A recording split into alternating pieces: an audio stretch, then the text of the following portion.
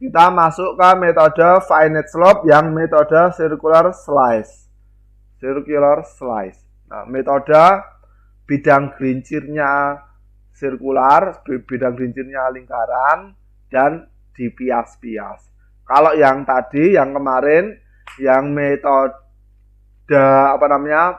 phi sama dengan 0 itu sirkular tapi tidak dipias-pias. Nah, kita kali ini akan membahas metode yang sirkular dipias-pias. Metode sirkular yang dipias-pias ini cocok untuk pada lereng tanah. Nah, biasanya baji yang seperti ini, metode baji umumnya seperti ini. Umumnya untuk ada discontinuity-nya sudah diketahui. Misalnya metode baji ini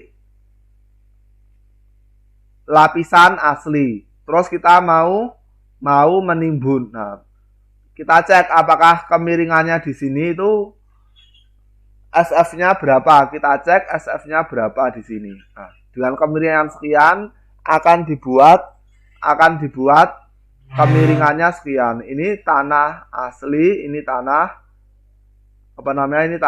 timbunan. Nah, akan dibuat seperti ini. Apakah aman enggak dengan dimensi yang baru seperti ini? Aman enggak? Itu yang kasus pertama. Terus kasus kedua biasanya terjadi pada batuan. Batuan biasanya umumnya, tapi tidak menutup kemungkinan ya, umumnya dia planar. Karena ada retakan terus biasanya planar umumnya ya. Nah, kita bisa ngecek ini berapa nanti. Bidang gelincir kritisnya berapa. Nah, paham ya? Jadi misalnya ada lereng batuan seperti ini. Nah, dicek ini aman enggak? Nah, dicari bidang gelincir kritisnya, terus dicari SF-nya aman enggak. Nah, tuh. Atau mungkin ada lereng batuan sudah diketahui crack-nya.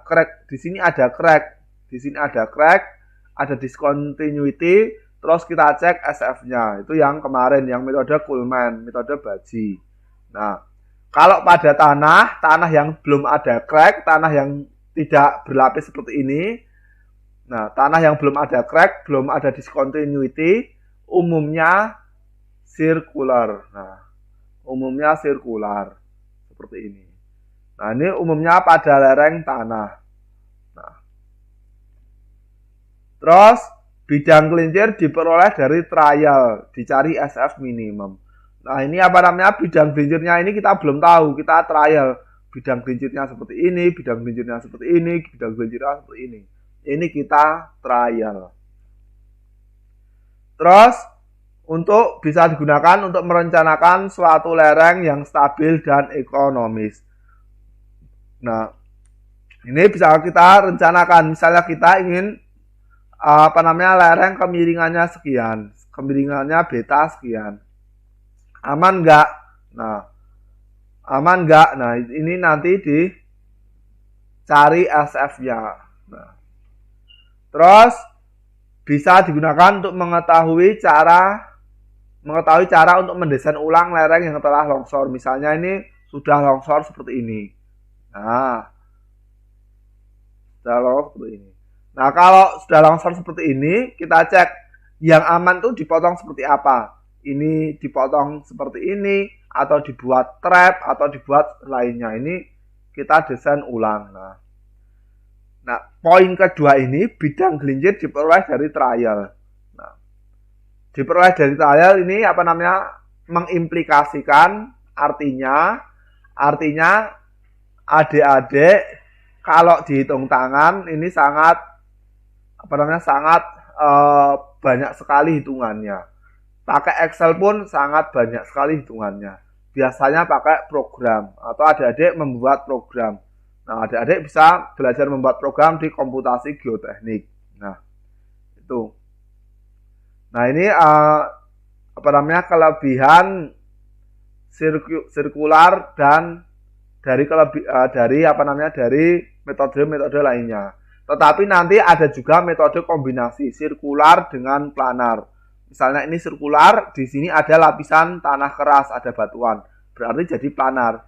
Sirkular, terus ini ke sini, terus balik lagi sirkular. Itu ada metode seperti itu. Tetapi karena kompleksitasnya tidak kita bicarakan di metode di kuliah ini. Di kuliah ini kita bicarakan yang metode dasar.